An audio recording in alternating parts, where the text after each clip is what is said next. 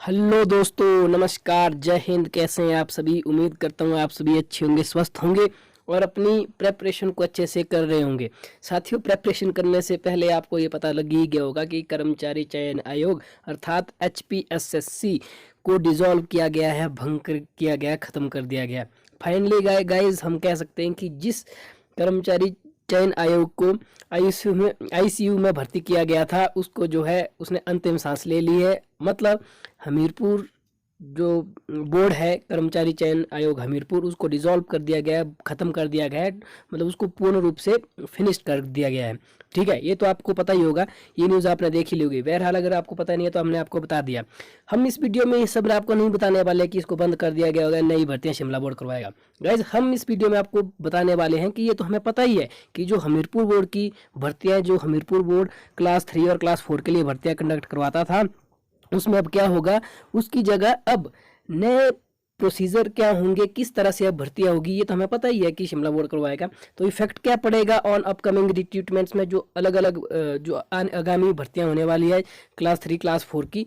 क्योंकि क्लास 1 और क्लास 2 की तो ऑलरेडी शिमला बोर्ड करवाता है, जो क्लास 3 जैसे टीजीटी इत्यादि की जेओ का हो गया, वो क्लास 3 के अंतर्गत आती है। ठीक है, तो उनको भी अब शिमला बोर्ड करवाएगा, तो उसमें ऑब्वियस है कि इफेक्ट पड़ेगा, कुछ ना कुछ इफेक्ट पड़ेगा। तो क्या इफेक्ट पड़ेगा, उन सभी चीज़ों को ब्रीफ एनालिसिस के साथ हम इस वीडियो में डिस्कस करने वाले हैं। क्या ये जो चीज़ है ये सही हुई है या ये गलत हुआ है, रॉन्ग डिसीजन है। ठीक है, बहरहाल बहुत सारे लोग ऐसे हैं जो इसको बिल्कुल सही मान रहे हैं, लेकिन हम भी इसके सपोर्टिव हैं।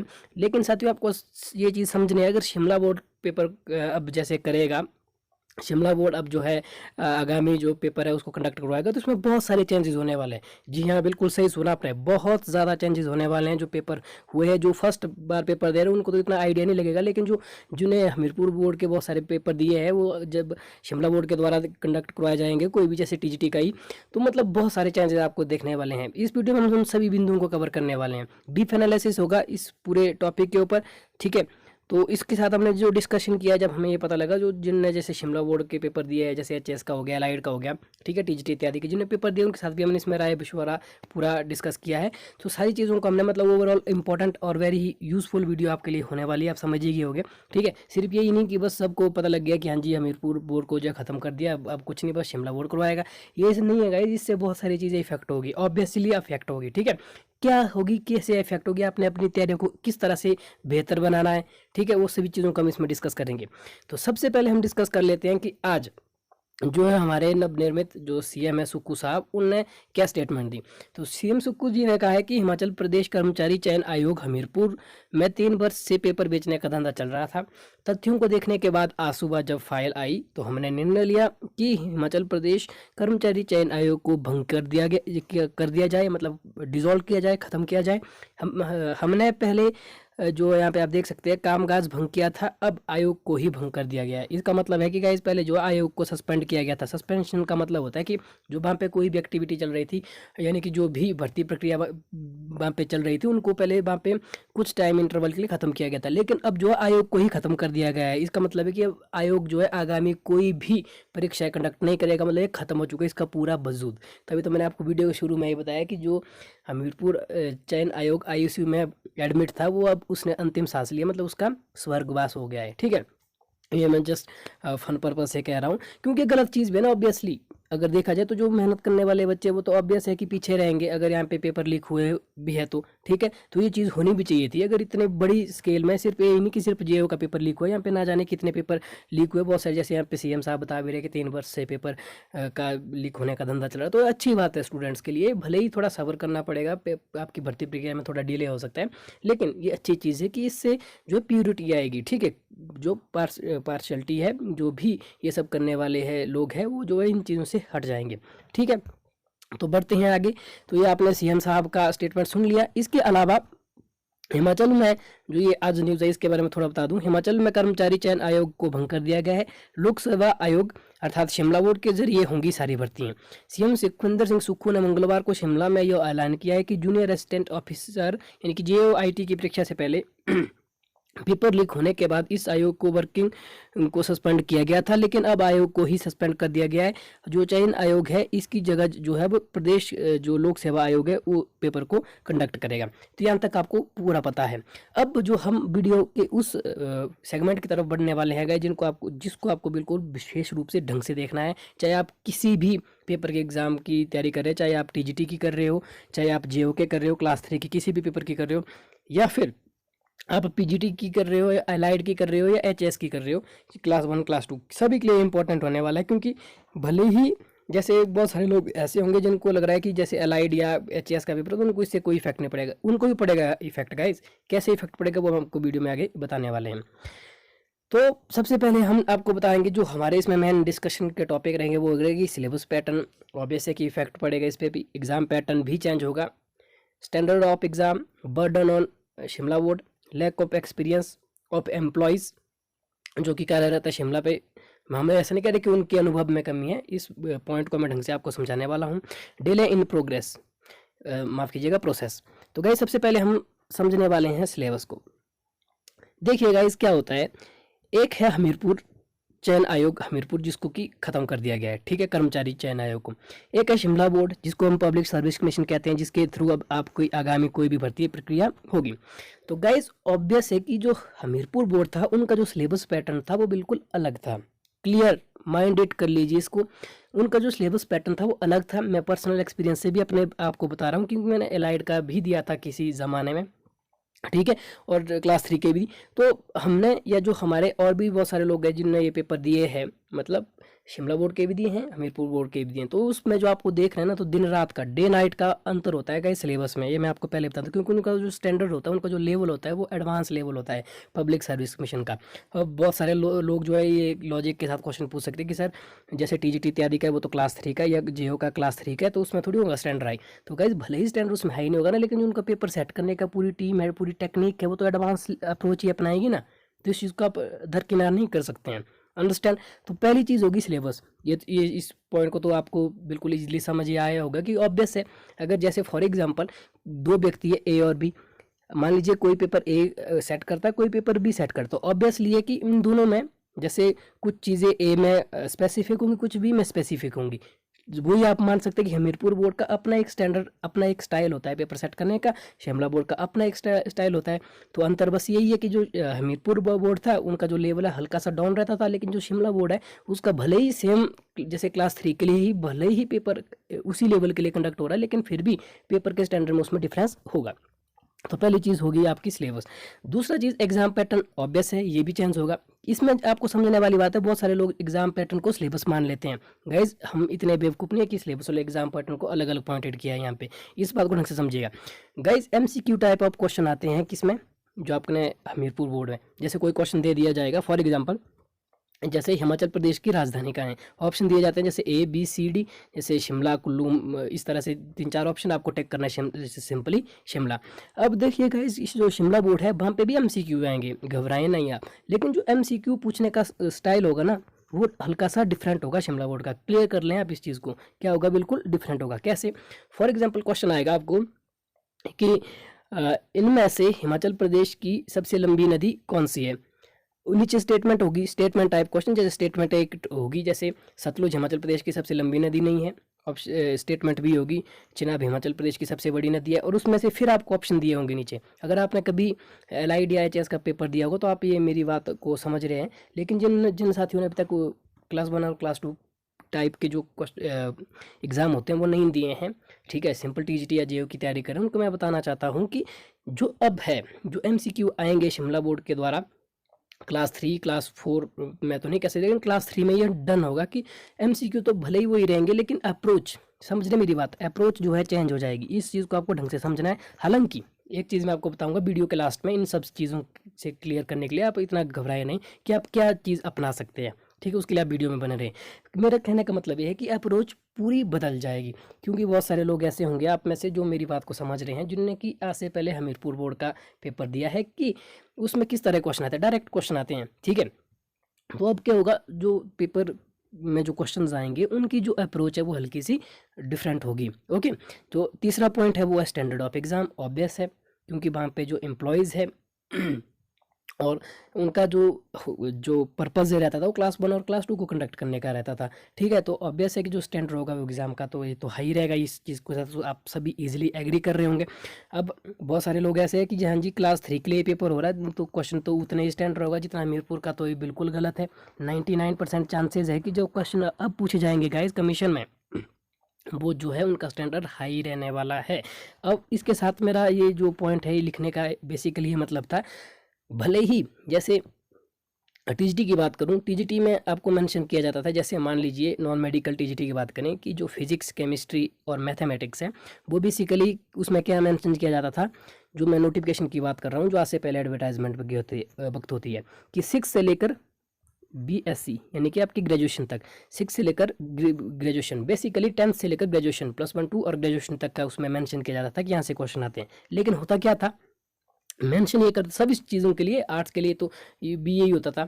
ठीक है, मैं एक चीज़ को स्पेसिफिक मान के लिया, आर्ट्स का क्या होगा, बीए तक होगा। ठीक है, लेकिन अब क्या होगा, माफ़ी चाहूँगा, उस समय होता क्या था, ये तो जो है एडवर्टाइजमेंट के वक्त वो मेंशन करते थे कि 6 से लेकर ग्रेजुएशन तक का। होता क्या था, +1 2 का आता था, मेजर जो सेक्शन होता है, ज़्यादातर जो क्वेश्चंस होते थे, मतलब 80% जो पोर्शन होता था क्वेश्चन पेपर का, वो जो क्या होता था +1 2 का होता था। ठीक है, +1 2 का मैं अपने एक्सपीरियंस से वो रहा हूँ। अगर आप लोगों ने थोड़ा बहुत भी पेपर दिया तो आपको ये चीज़ ईजिली समझ आएगी। जो फर्स्ट टाइम पेपर देने जा रहे हैं उनको जो इसका आइडिया नहीं है। तो जो मेजर ज़्यादातर जो सेक्शन होता था, लगभग 70-80% जो पोर्शन होता है किसी भी एग्ज़ाम का, चाहे वो जेओ का हो, टीजीटी के किसी भी सब्जेक्ट का हो, ठीक है, वो मेजरली +1 2 लेवल का जो भी आपके स्पेसिफिक एग्जाम के कोई भी सब्जेक्ट होंगे वो कवर करते थे। लेकिन अब जो शिमला बोर्ड होगा इसमें दो चीज़ें होंगी। पहली चीज़, अगर क्राइटेरिया वही रहता है जैसे जो हमने आपको बताया कि 6 से लेकर आपकी ग्रेजुएशन, जैसे बीए, बीएससी या बीकॉम, तो गाइज ये क्या करेंगे, आपकी ग्रेजुएशन लेवल के क्वेश्चन भी पूछेंगे। इस चीज़ को आपको ढंग से याद रख लेना है। दूसरा चीज़ ये हो सकता है कि ये जो है पहले ही अपने क्राइटेरिया में बता दें, जो क्वेश्चन है वो ग्रेजुएशन लेवल तक के होंगे। तो जो भी होगा बात तो एक ही है, क्वेश्चन अब ग्रेजुएशन लेवल के भी पूछे जाएंगे, यानी कि जो आपने ग्रेजुएशन डिग्री की है, जैसे बीए, बीएससी या बीकॉम जो भी किया आपने, बीटेक किया या जो बीटेक जी इत्यादि के लिए अलग अलग चीज़ों के लिए जो भी एग्जाम होते हैं, कहने का मतलब है कि जो भी आपका स्पेसिफिक सब्जेक्ट होगा उसके एडवांस लेवल के क्वेश्चन पूछे जाएंगे। तो अपनी तैयारियों को अब और भी बूस्ट अप कर लीजिएगा। अब जो वो नहीं होगा कि आपके मिडिल स्टैंडर्ड के जो एलिमेंट्री एजुकेशन के सब्जेक्ट्स है +1 2 या 10 तक के, वहाँ से मिनिमम नंबर ऑफ क्वेश्चन रहेंगे, यानी कि जब 80% 70 से 80% जो आपका सब्जेक्ट या जो आपका सिलेबस होगा, या 70 से 80% जो पोर्शन होगा आपके एग्ज़ाम का, वो जो है ग्रेजुएशन लेवल से लिया जाएगा। मतलब ग्रेजुएशन लेवल का जो इसमें प्रावधान किया जाएगा, ये आप जो है गांठ बांध लीजिए, होगा ही होगा। मतलब एडवांस लेवल के क्वेश्चन होंगे इन चीज़ों का, भले ही क्लास 3 या क्लास 4 के लिए पेपर कंडक्ट किया जाएगा, लेकिन ज़्यादातर क्वेश्चन ऐसे होंगे जो कि आपके जो स्नातक स्तर की जो आपकी सिलेबस में जो चीज़ें हैं उनसे वो पूछे जाएंगे। ये आप याद कर लीजिए। ठीक है, ये हो गया आपकी जो आपकी स्टडी के ऊपर इसका इफेक्ट पड़ने वाला है। अब हम बात करेंगे कि इसका जो है पब्लिक सर्विस कमीशन के ऊपर क्या इफेक्ट पड़ेगा और आपकी भर्ती प्रक्रिया पर क्या जो है प्रभाव पड़ेगा। अभी तक हमने आपकी स्टडी से रिलेटेड चीज़ों पे बताया कि स्टडी के ऊपर आपका क्या क्या प्रभाव पड़ेगा और अपनी प्रेपरेशन को आपको कैसे करना है। ठीक है, अभी मैं आपको आगे वीडियो के लास्ट में एक चीज़ भी बताने वाला हूँ, मतलब उसको आप ऐसा समझिए कि बूस्ट अप ट्रिक भी बताने वाला हूँ।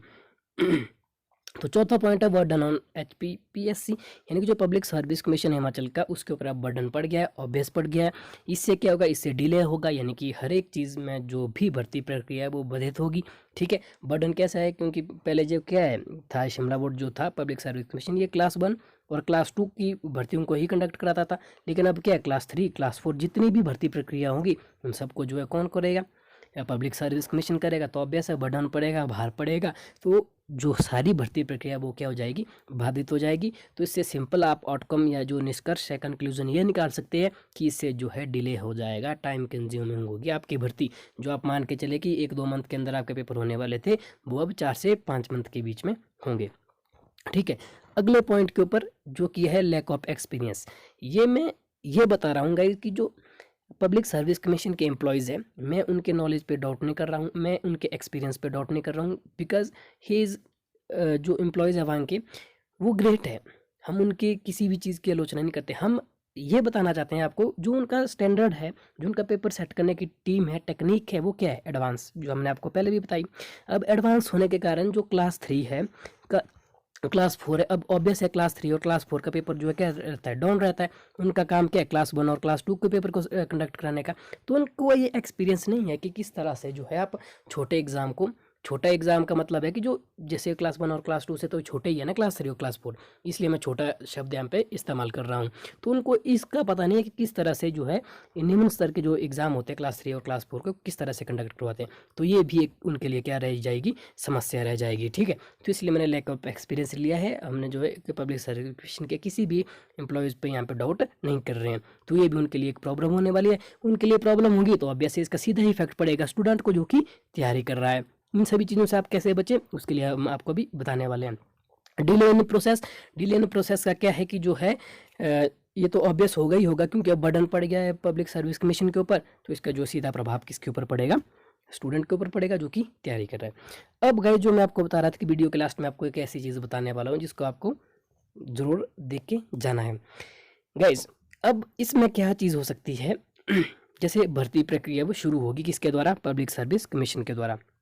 तो इसमें क्या होगा ना, आपको जब आपका पेपर होगा और पेपर से पहले आपको कुछ इंस्ट्रक्शंस आयोग के द्वारा दे दी जाएगी। आयोग के द्वारा क्या की जाएगी, दी जाएगी कि जैसे मान लीजिए टीजीटी की बात करें या किसी और पेपर की बात करें, जैसे जेओ की बात करें, तो उसमें पहले ही बताया जाएगा कि भाई ये जो है एग्जाम पैटर्न रहेगा, ये जो है सिलेबस रहेगा, ठीक है, ये जो है स्टैंडर्ड रहेगा। तो उन चीज़ों के हिसाब से आप एक आइडिया लगा सकते हैं, एक लेमन आइडिया कि हाँ जी इस तरह से पेपर आने वाला है। एक तो ये तरीका हो गया।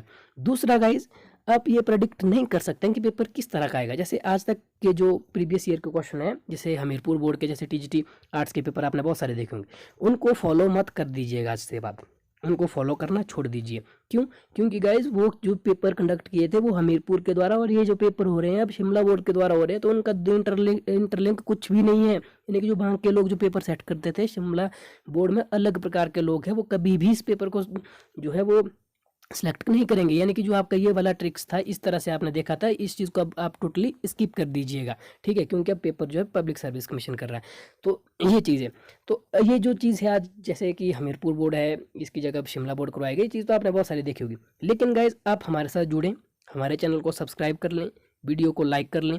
ये सब हम क्यों कर रहे हैं, इसलिए नहीं कि हमें जो वीडियो पे लाइक चाहिए, हमारे चैनल को सब्सक्राइब इसलिए चाहिए गाइज, क्योंकि अब आपने जो तैयारियाँ वो करनी है, हम जो आपके लिए ऐसे ऐसे क्ल्यू लेकर आने वाले टाइम में लाने वाले, क्योंकि जैसे बहुत सारे लोग हमारे साथ वो जुड़े जो कि इसमें टीजीटी की तैयारी कर रहे हैं। ठीक है, हम जैसे अलग अलग पेपर कंडक्ट करवाएंगे ना, जैसे पब्लिक सर्विस कमीशन, तो उसमें हम वहाँ से ये क्लू निकालेंगे वह किस तरह के वो जो है सेट कर रहे हैं पेपर को।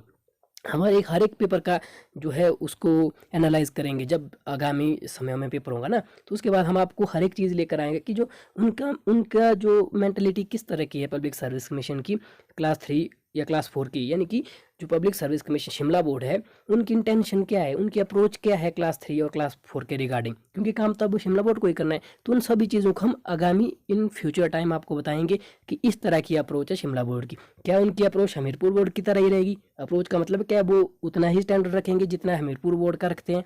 तो वो भी हम आपको बताएंगे। तो उसके लिए क्या करना है, आप लोगों को हमारे साथ जुड़ जाना है। इस चैनल को सबसे पहले तो सब्सक्राइब कर लेना है अगर आपने अभी तक सब्सक्राइब नहीं किया है, क्योंकि यही एकमात्र हिमाचल प्रदेश का ऐसा एजुकेशनल यूट्यूब चैनल है जो कि आपके लिए सटीक और एग्जैक्ट एक्यूरेट इन्फॉर्मेशन लाता है। गाइज याद कीजिए लास्ट ईयर 2022 और उससे लास्ट ईयर 2021 हमने आपको क्लियर बताया था कि जो टीजीटी का कमीशन है हर साल, बकायदा भी वीडियो भी पड़ी होगी हमारी प्लेलिस्ट में, जाके देख ले। मैंने आपको क्लियर बताया था कि टीजीटी का कमीशन नहीं होगा। हालांकि बहुत सारे लोगों ने उसमें कमेंट भी किया कि आप गलत कर रहे, नहीं 2022 में होगा, 2021 में होगा। हमने क्लियर बताया था गाइज कि नहीं होगा तो नहीं होगा। ठीक है, क्योंकि हमने अपने हर एक इन्वेस्टिगेशन जो हमारी इन्फॉर्मेशन उसके रिगार्डिंग ही बोलते हैं ना। हाँ, और हाँ, बहुत सारे लोग बोल रहे हैं कि टीजीटी का कमीशन क्या इस साल होगा? बिल्कुल होगा, डन होगा, शिमला बोर्ड ही करवाएगा, होगा जरूर। ठीक है, भले ही इस साल के लास्ट में नवंबर दिसंबर में हो, ऐसा लग रहा है मुझे। पेपर की जो डेट है वो पहले आ सकती है, लेकिन पेपर जो होगा बेसिकली वो इस ईयर के लास्ट में होगा, लेकिन होगा जरूर, ये डन है, ये आप मान लीजिए। ठीक है, तो हम जब भी कोई आपको इन्फॉर्मेशन बताते हैं वो एक्यूरेट होती है। ठीक है, तो इसलिए आप हमारे चैनल को सब्सक्राइब कर ले। अगर कोई नया भाई मेरा आया है तो उसने नहीं किया तो वो कर ले, क्योंकि बहुत सारे लोगों ने तो किया है। लाइक शेयर कर लीजिए इस वीडियो को, और कोई भी आपकी क्वेरी हो आप हमें कमेंट करें। अगर बहुत सारे लोगों का जैसे ऑब्वियसली होता है, जैसे हम वीडियो बनाते हैं बहुत सारे लोग कुछ क्वेश्चन करते हैं तो उससे रिलेटेड हम नेक्स्ट वीडियो लेकर आते हैं। ठीक है। जैसे मान लीजिए बहुत सारे लोगों के कोई कॉमन क्वेश्चन हो तो उससे उसको जो हम एक वीडियो के रूप में फॉर्मेट देके उन सभी चीज़ों को नेक्स्ट वीडियो में हम डिस्कस करेंगे। ठीक है, अगर कोई भी क्वेश्चन हो तो ये सारी चीज़ें हमने आपको बताई है। उम्मीद करता हूँ आपको जो सारी चीज़ें थी वो सभी अच्छी लगी, उन सभी चीज़ों से आपने कुछ ना कुछ सीखा। और जैसा कि मैंने आपको बताया, आप हमारे साथ ज़रूर जुड़ें। अगर आप हमारे साथ जुड़े हैं तो आप जुड़े रहें। हम आपको जो भी पेपर शिमला बोर्ड करवाएगा क्लास 3 और क्लास 4 के लिए, उन पेपर के लिए चाहे वो किसी भी चीज़ का हो, उनको हम अच्छी तरह से एनालाइज करेंगे और आपको बताएंगे कि दरअसल शिमला बोर्ड की इंटेंशन क्या है, उनकी अप्रोच किस तरह की रहने वाली है, किस तरह से वो क्वेश्चन पूछने वाले हैं। ताकि बहुत सारे लोग ऐसे जैसे 2-3 साल हो गए, 4 साल हो गई तैयारी करते करते जैसे टीजीटी के लिए तैयारी कर रहे हैं। लेकिन गाइज अब जो आपकी तैयारियाँ है ना, वो तो मैं मान गया हूँ कि आप तैयारी कर रहे हैं, लेकिन जो आपकी तैयारियाँ होगी ना गाइज, वो होनी चाहिए आपकी। अब शिमला बोर्ड के ऊपर डिपेंड करता है कि वो क्वेश्चन किस तरह का सेट करेंगे। भले आपने जो तो तैयारी की आज तक हमीरपुर बोर्ड के को माइंड में रख कर की है कि हमीरपुर बोर्ड जो है किस तरह क्वेश्चन सेट करता है, लेकिन अब तो सिनेरियो पूरा ही बदल गया ना। ये भी तो आप समझे ना, अब सिचुएशन पूरी चेंज होगी। अब जो पेपर कंडक्ट करवाएगा कौन करवाएगा? शिमला बोर्ड करवाएगा। तो ऑब्वियस है इसके शिमला बोर्ड की अप्रोच का भी पता आपको रहना चाहिए, शिमला बोर्ड जो क्वेश्चन किस तरह का पूछेगा। तो ये चीज़ें जो लोग इनको हल्के में लीजिएगा, मैं उनको 90% कह सकता हूँ कि जो उनके जो पेपर जो क्रैक करने का चांस है बहुत ही कम है। आप इस चीज़ को समझिए, ये कोई मामूली चीज़ नहीं, बहुत बड़ी चीज़ है।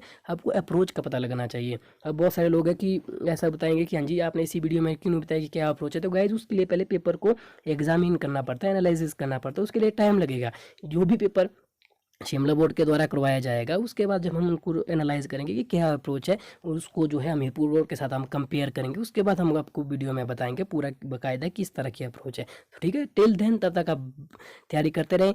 मैं आपको अभी सिर्फ इतना ही सुजेस्ट कर सकता हूँ कि आप थोड़ा सा एडवांस लेवल की तैयारी करें, यानी कि जो आपने बुक्स पढ़ी है उसमें थोड़ा ग्रेजुएशन तक का भी कवर हो, थोड़ा बहुत उतनी अप्रोच करें, उतनी कोशिश करें, क्योंकि अब जो पेपर है उसका स्टैंडर्ड हाई रहने वाला है। तो अब जो आप खुद ही आइडिया लगा सकते हैं कि क्या जो है ये चीज़ जो हम आपको वीडियो के शुरू में बता रहे थे क्या ये गुड या बैड है, तो आप खुद ही इसका एनालाइज कर सकते हैं कि ये सही चीज़ हुआ है या बुरी चीज़ है। तो ये है, बाकी all the very best for your future. तो तैयारी करते रहें, कमीशन इस साल ज़रूर होगा। और जो हमने आपको ये चीज़ बताई कि अब शिमला बोर्ड के द्वारा है तो उससे बहुत सारी चीज़ें इफेक्ट हुई। उम्मीद करता हूँ आपको वीडियो अच्छी लगी। अगर वीडियो अच्छी लगी तो लाइक करने के साथ साथ अपनी राय कमेंट सेक्शन में ज़रूर बतानी है कि कैसी आपको ये वीडियो लगी। अगर आपका कोई सुझाव है, कोई राय है तो, या फिर कोई क्वेश्चन है तो उसको भी आप जो है कमेंट सेक्शन में ज़रूर पूछ सकते हैं। तो ओके गाइज, मिलते हैं नेक्स्ट वीडियो में, तब तक अपना ख्याल रखिएगा, तैयारी करते रहें। जय हिंद।